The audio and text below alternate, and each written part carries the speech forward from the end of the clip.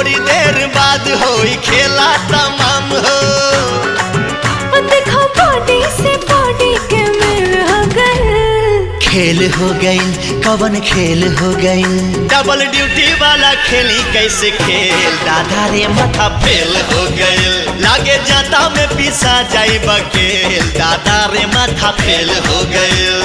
आज हमारे राजा लड़ाला नजरिया, आके समझा तू दिल के भीतरिया।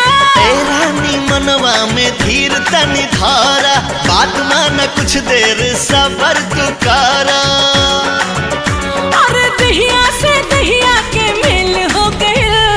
खेल हो गई कवन खेल हो गई, डबल ड्यूटी वाला खेली कैसे खेल, दादा रे माथा फेल हो गई, लागे जाता में पिसा जाई बकेल, दादा रे माथा फेल हो गई।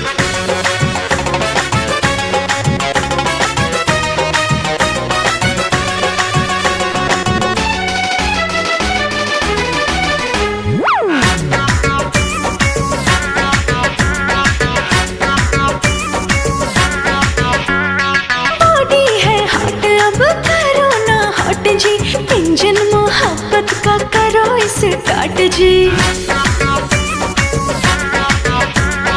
रात बाटे बाकी हो बात बाटे बाकी, सजिया पे कुल्ही खुराफात बाटे बाकी। झुनके लचूड़े खनक जाला कंगना, सुरहो सिंगार खोजे प्यार तो हर सजना। अरे भागला ऐसे जैसे जेल हो गए।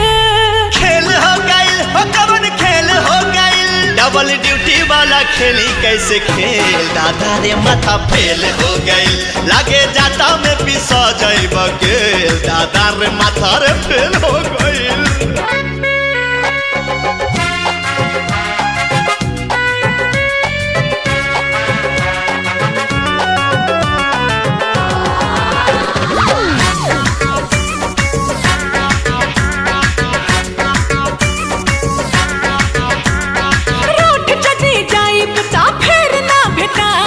कितनो बोलई बाना कहिया में आईब,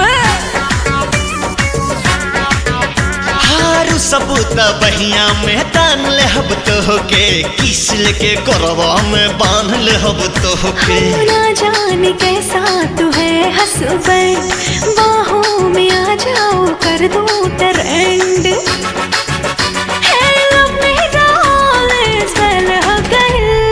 खेल हो गई कवन खेल हो गई, डबल ड्यूटी वाला खेली कैसे खेल, दादा रे माथा फेल हो गई, लागे जाता में पिसा जाई बकेल, दादा रे माथा फेल हो गई।